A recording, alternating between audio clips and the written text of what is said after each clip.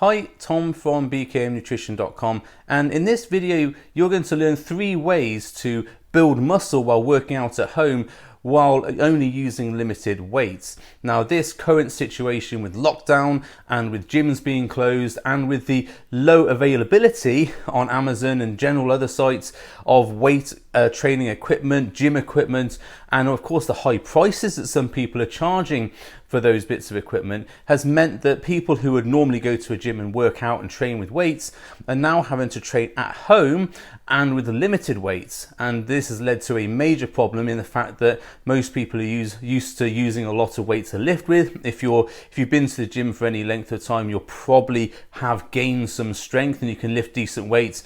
And now you're finding that the weights that you've got at home, the little dumbbells or kettlebells you've got at home, are just not enough to give you that sort of workout. And this has led to people becoming very frustrated and very depressed with their workouts. A lot of people thinking, oh, why should I even bother working out? You know, just lifting a pair of 5 kilo dumbbells a couple of times. Well, what's that going to do for my muscles? And so what I want to do is give you some different ideas about how to apply the lifts and how to apply your training in order to still get some semblance of muscle growth, or muscle maintenance is probably the main thing we want to focus on while lockdown. And still feel as though you've had a productive workout. So the main problem, or the main, I should say, mistake that people make when they're training is they only focus on one element of muscle building. Now, that is mechanical overload. Now, mechanical overload, which is a bit of a fancy way of saying just lift until you can't lift anymore, is what most people do in the gym. They go in, put some weights on the bar, lift a couple of reps, put some more weight, lift a couple of reps, until they get to sort of like 3 to 5 reps, which they can't lift anymore. That's their failure signal, and they go on and move on to the next bit of equipment. And that's the way most people train. I would say 90% of people I see training around the world and in gyms and on Instagram and everything else, that's most people train. And there's nothing wrong with that, because that works. You know, you take the muscle to failure and it grows. That's the main principle of muscle building and strength training, is that you take a muscle to failure and it grows. So most people do it with weight. Fine, good. You know, that's an acceptable way of training. It's a good way of training, and it's the way that my workouts are constructed on the main part with my clients. So that works. Nothing wrong with that. Problem is, we haven't got the weight to do that anymore. So we've got to think about other ways to train. So there's other ways to build muscle, and another way to do that is by volume overload. By volume overload, what I mean is that normally you might do, say, 5 or 6 reps, and then you fail because the weight is too heavy. What we're looking at volume overload is we're doing a weight that you can do for, say, maybe 10 to 12 reps. But what we're doing is we're taking it to, say, maybe 20 reps, and then you get to that reps and then you fail then. Now, of course, you've failed on more reps and with less weight, but you've still sent that failure signal to your body saying we need to adapt to this. Now, it's really important to understand here that when we're talking about strength gains and hypertrophy, as in muscle gains, it's 2 essentially different things. With bodybuilding, as in building muscle on the body, the strength is a byproduct of building muscle. As bodybuilders, all we're focused on, and when I mean bodybuilders, I mean anybody who wants to grow muscle, not just big 20-stone behemoths. You know, anybody who wants to build muscle and have a better shape, that's a bodybuilder, if they've got that as their first priority. If you're a strength athlete, you focus on the strength and the lifting as much weight as you possibly can, and the hypertrophy or the muscle building comes as a secondary gain from that. So bodybuilders focus on building muscle first, and strength is a secondary gain of that. We're not really concerned about strength, although it's nice to get it. Strength athletes are focused on lifting as much as they possibly can, and the muscle growth comes as a byproduct of that. So I can't really talk about strength because strength does require weight overload. Most of the people watching this video are going to be people interested in building muscle, so that's what I'm going to talk about. So bodybuilding principles, if we take a muscle to failure with volume rather than weight, well, we've still sent that failure signal, and the body responds to that by growing the muscle bigger. And that's really important to remember. So we can get muscle growth from overloading with more weight than we can handle, but also trying to do more reps than we can handle. Those 2 things are going to grow muscle. Now, there's other things that obviously do stimulate muscle growth, as in if you get a pump, there's some evidence to suggest that having a really good pump does in some degree make the muscle grow. And then there's obviously eating more protein, because that does make the muscle grow as well through muscle protein synthesis, which you get when you both train and eat protein. And of course, the big one of making muscle grow is steroids, but we're not going to talk about that on this video. So we need to think about how to make the volume bigger, because we can't do the weight thing. So how can we make the volume, the load that we're placing on the muscle with a sub-maximal weight more intense? Because it's all right to say, yeah, do 20 reps. But what if the weight that you've got is you can do 20 reps really easily? You're not going to get to failure then. So let's think about another way. So we've got a volume overload, if we can do that. The other thing that we can do is something called time under tension. Now, time under tension is basically slowing a rep down so that we're doing it a little bit slower. Now, when you're lifting in the gym, normally you probably do about 1 second up and 1 second down. That's the traditional way, up, down, or whatever, until you fail.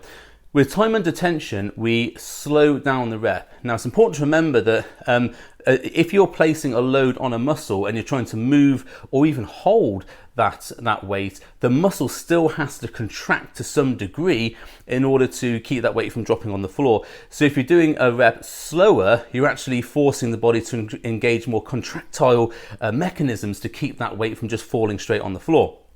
So time under tension increases load on the weight by slowing it down, so we have to then apply more contractile strength. Now, this in itself is not going to make you much stronger. However, what it will do, it will place more stress on the muscle and you'll get to failure a little bit sooner. So say if you're doing time under tension, say 3 seconds up, 3 seconds down, if you do that, even with a lightish weight, even if you get to sort of 10, 12 reps, that's a lot of time that you place in that muscle under stress. Now, you remember that every time you contract a muscle, you're burning up something called ATP, which is your body's contractile energy.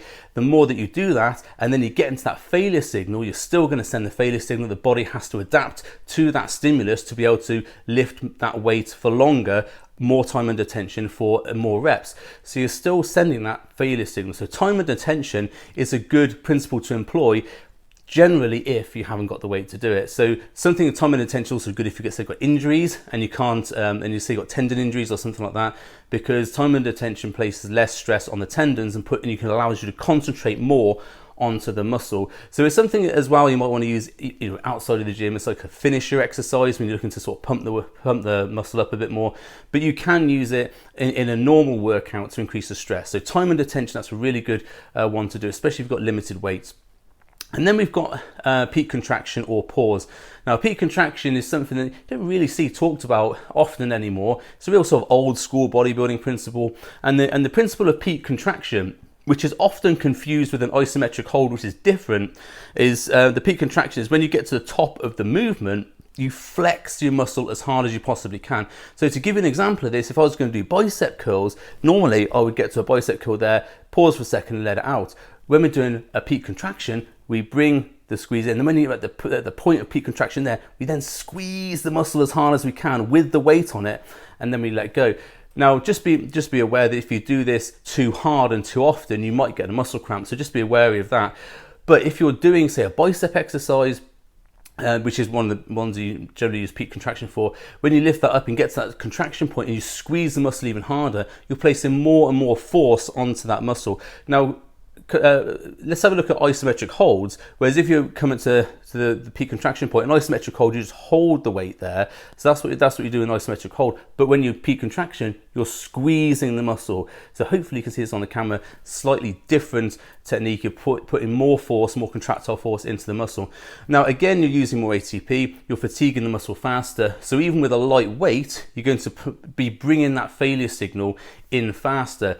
So those are the 3 techniques you might want to use, both volume overload, time under tension, and the peak contraction. Now I'm going to go into another one in a second, but just worth mentioning that volume can be also from things like supersets. It can be things like drop sets. So you might want to think about taking the muscle to failure through those methods as well. But volume encompasses, I suppose, all these 3 methods, but volume can be the amount of reps, the amount of sets you can do, and then obviously combine that with time under tension, combine that with the peak contraction move. Now, the other thing, sort of the bonus, if you want to talk about that, is on any of these exercises that you're doing, you can apply band tension. So bands are, from what I looked this morning, not that hard to get from Amazon, and even just using a red or a black band, which is if you don't know sure what they are, they're like big rubber bands that you put around the weights and you pull against them, and they provide extra tension. So say if you're doing like a bent over row, you can have the band over the dumbbells and pull with that, or over the kettlebell or whatever. You can even just use bands on their own as a workout, put them over the top of the door or stand on them or whatever, and you can create tension that way. Remember with bodybuilding, we look to creating tension on the muscle to failure. That's what grows the muscle. So although a band workout might not be something that's really going to pack on muscle, it will help to maintain muscle, and we can combine that with things like time under tension, with volume, with peak contraction to provide even more stress on the muscle. So it's worth investing in a pair of bands. You can get them quite cheaply. I think this is about, say, 20 quid for a couple of like red and black bands, and that's all you need really. Don't bother with things like green bands unless you're going to do squats with them. But they do provide a little bit of extra options, especially if you're running low on your options for dumbbells or kettlebells. So that's a sort of bonus. Get some bands, increase the tension on that. So I hope that video was helpful, give you some new ideas. If you want to watch one of these techniques in action, I do actually have a bicep and tricep video that I uploaded onto YouTube, and you can see that. I'll put the link at the end of this video, and you can see how I use those techniques through the workout to provide more tension and more squeeze and more focus onto the arms when I'm training them. So I'll link that at the end. You can have a watch. I hope this was helpful. If it was, please like, share, comment, whatever. Get the reach out there so it helps me to reach more people. And if you need something you need help with, there's some things especially that you're having trouble with your workouts, comment below. I'll be happy to help if I can. Thanks for watching, and I'll see you on the next video.